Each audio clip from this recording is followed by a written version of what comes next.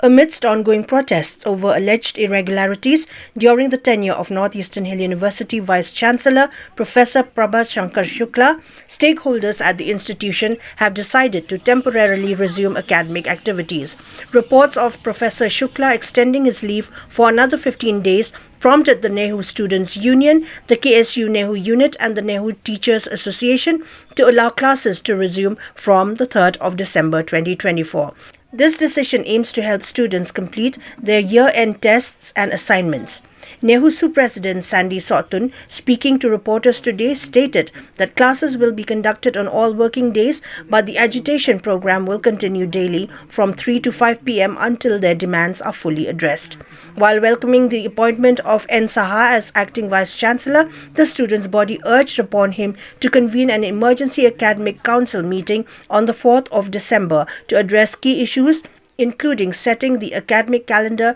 to ensure the smooth functioning of the university. Stakeholders remain vigilant, maintaining their stance to restrict the entry of the incumbent Vice-Chancellor into the university premises. Kumaply na rumanin nila na dan kata kajing pahara akaba banong banum aila university banwan taksi kanika atrik ni December ke menem step hi nila I kata notification bo ong ba washim shti sok chanski ke hadin kata nilai keren nilai slok ki no hikai kini huta meta ke KSU unit bat kunju kani husu nila song kata ke meeting akaba nilai ther nyata bat kunjuru nila fokus phai kata kabide bakini jung ki samla puli te nakalyang kajungi hi nila pakhat botong ban plino yakani ka university hakaba ki samla puli kin wan kin sedang wan no bat kin sedang syong na ki kelas ki jungki hakaba kin pendap ki tas bat assignment ki jungki ki bapia te kumjuru nilai keren nilai pakhat botong ban nilai kubur ban buat nak ka isi meeting ke bandai ka emergent academic council lashisni hakaba ban ninyo ban discuss nak academic calendar juga university hakaba menhakatu nila perkat ba ngin pen kita ki agenda ngin rak academic council ndai nakaliang visi lalong ba adman hakaba khambe you register to for ba khamchem la dan kata ka academic council ban academic calendar banyak keren hakata council de lashisni la perkat buat nilai kubur ban bu kata academic council emergent academic council te buat kumju ngin saya theorita habi de agenda kum ki academic calendar buat ki affiliated colleges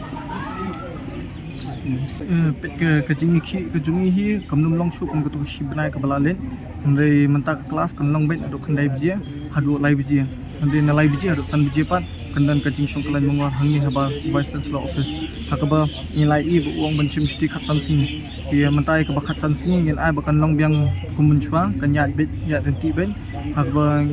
ke kajing penya jung new acting visi ngi so comment skati e ban kaliang jung snap hai gi samla pulia bat kumju na kaliang jung ru ke jing e di kishim kinong hikai nani nakani university ni persang banong banya keren banginya sutu lang ban perlong nak kani university kumujulong por kepala len te kumtahi nakaliang jungi katba kata kasti jung ni Shukla kadongnya nakaliang jungi ngin perlong ni kata ngin penyat bet plat bet ingin di classes bagin sedang suana dolas lashisni te bat kumjuru kandan kata kajing syongkalan mungon ado live ji hadu san biji tat hadu ba ilayo kata